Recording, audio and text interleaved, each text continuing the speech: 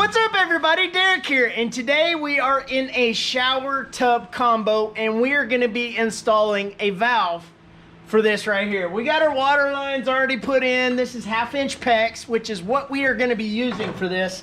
But this is a Delta multi-choice valve that we're going to be using. Now the number is 10,000 UBNX, I believe, UNBX. So if you're wanting this valve, I got it off Amazon. It was like super cheap, but it does not have the insert in it. So the insert for this thing you got to get later, but you can pressure this thing up after the complete install to make sure there are no leaks, which is a cool little thing about it. But it has 4 valves. Now, as you can see, there's an orientation on it pointing up. I've already done 2 of the valves with the threading, right here and here, to kind of show what we are going to be doing. Now, we've got some 1/2 by 1/2 FNPT or FNPTs.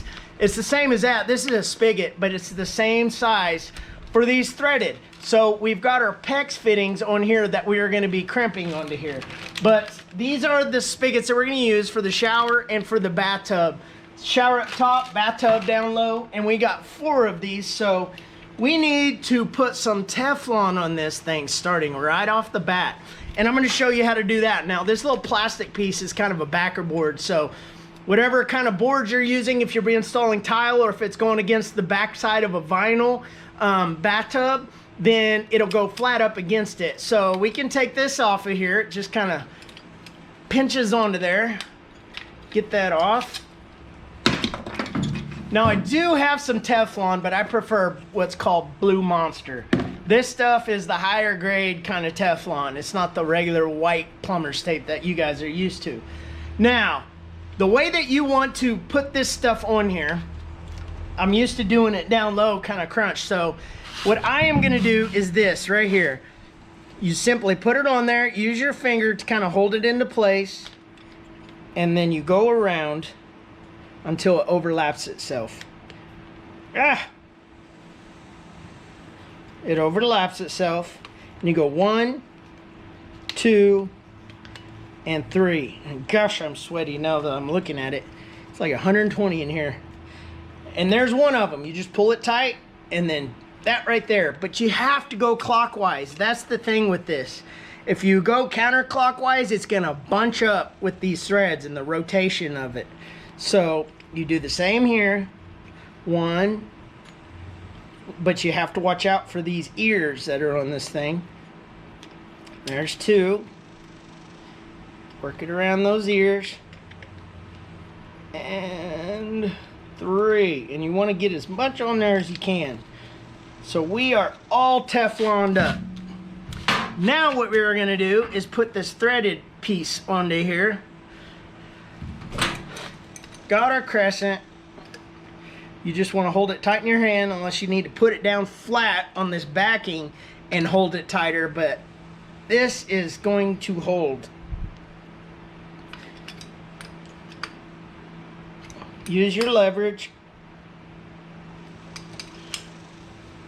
and that will not leak. So I'm going to put the other 3 on here. We've got a spigot here, and what I like to do is I like to come up about 2 foot from the inside of the bathtub. So we get our 2 foot mark, put it in the very bottom down by the drain.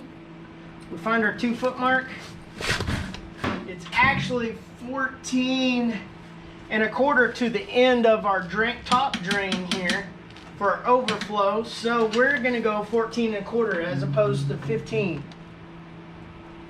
All right, so I got my drill and I've got 3 screws here.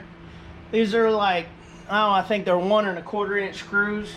So they're not going to go all the way through.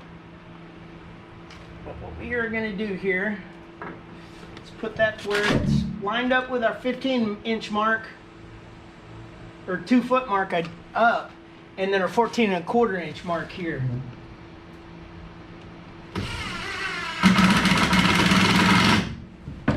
There it is.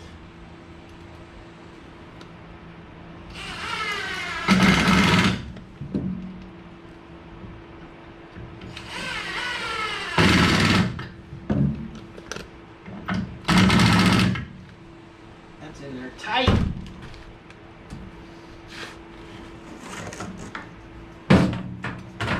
since we have this PEX, what we may do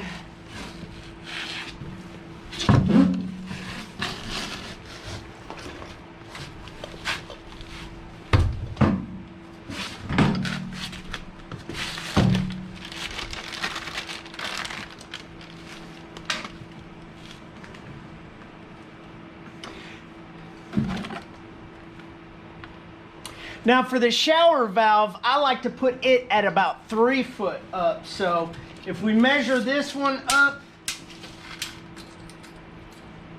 we get to about 3 foot, it's gonna be right in here. So pretty much at about center.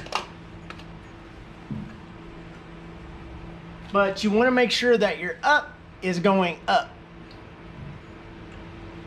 So with that right there, we need to find center on this. 14 1/4 again. So 14 1/4. 14 1/4 right here. So it'll be center. Now let's get our drill once again and get this top one at least started. Now I've got this backer all the way up against the backside because of the distance that it's going to be with 1/2 inch backer board or underlayment for the tile, and then the tile itself, it's about 3/4 of an inch, which makes this thing deep set perfectly if it's flush with the back side of this wall. So, all right, we need to cut this PEX now. So the easiest way that I know is like this. I got a Sharpie.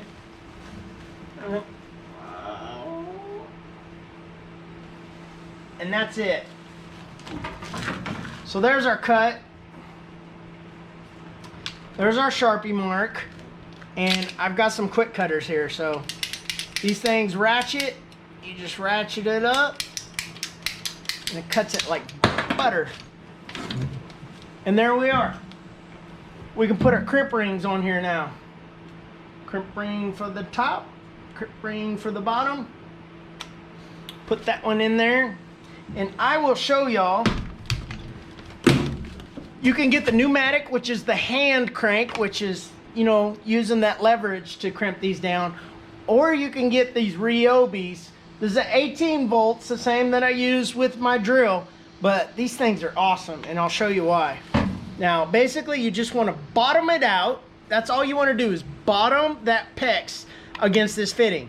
And then take this Ryobi and you want to put it right over and just hold down the button.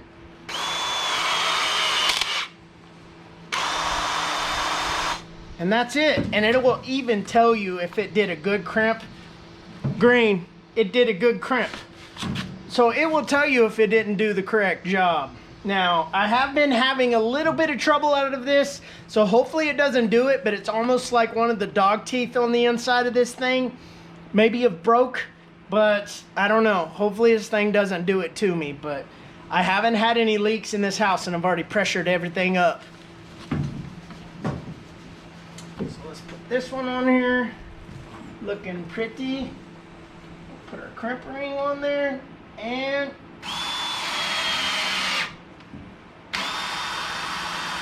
that sounded like a good one. And we got green again. All right, we have to put in our hot on the left side and our cold on the right now. So as you can see, it's gonna come up right into here. And what we have are two 90-degree fittings that are gonna go right in here and shoot it right back into that. So what we need to do is we need to cut this to the proper height, which I've got some give here, so I'm gonna cut it just a little bit long. As I said before, I pressured up all the lines in this house, and these are plugged to make sure I had no leaks underneath the house. So I gotta cut this into a bucket and make sure it doesn't leak everywhere. It's a good tip to check everything as you're going along.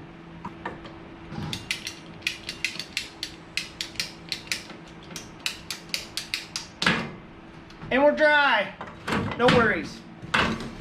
The hot side is downstream of the cold side, so it ain't gonna leak.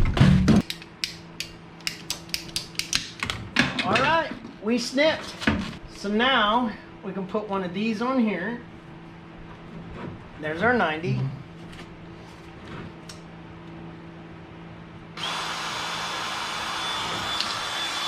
I've noticed this thing doesn't like to do upside down like that. So let's try this again.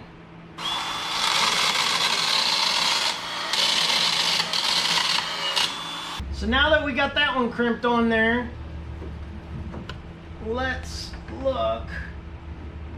Put that one on there. That one on there. We'll make a mark.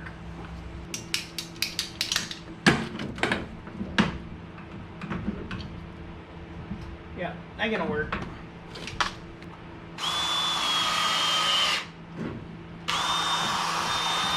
All right, that was a good cramp.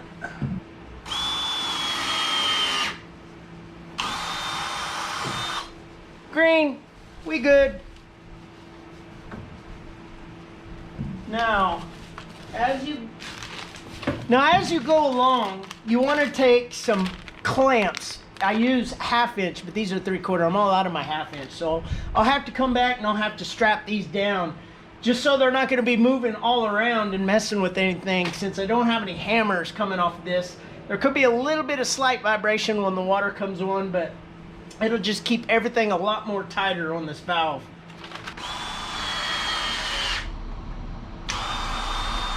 There's one. Green light. All right, for showers, I like to be about 6'4" to 6'5", somewhere in that range for our shower spigot. So I'm gonna measure down. Let's go 6'5" here. All right, we got our spigot here, so now we can install this up in here. I got 3 screws ready to go. What I'm gonna do here is I've already got our line running up there, so what I'm gonna do is I'm gonna go ahead and crimp it onto there. And then we can cut this down here on the valve and install another crimp ring down here. Right there. Test fit it. Oh yeah, perfect.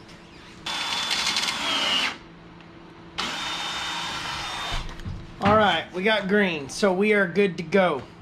Now they do have no-go tools that can slide over these fittings to make sure that they are crimped correctly, but this thing is telling us that we crimped correctly because it's bottomed all the way out, and we are going to pressure test this.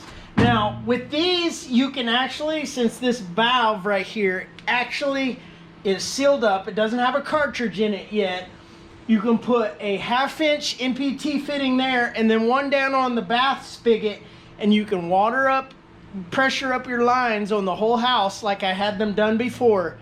And we should be able to test this whole thing for leaks. Now, I've got a whole nother one of these to install, but that is an option to do, and I will be doing that, but we won't be doing it right now. But anyways, guys, I hope this video helped y'all, and hopefully you can install your valve. It's the same thing if you're doing a shower only.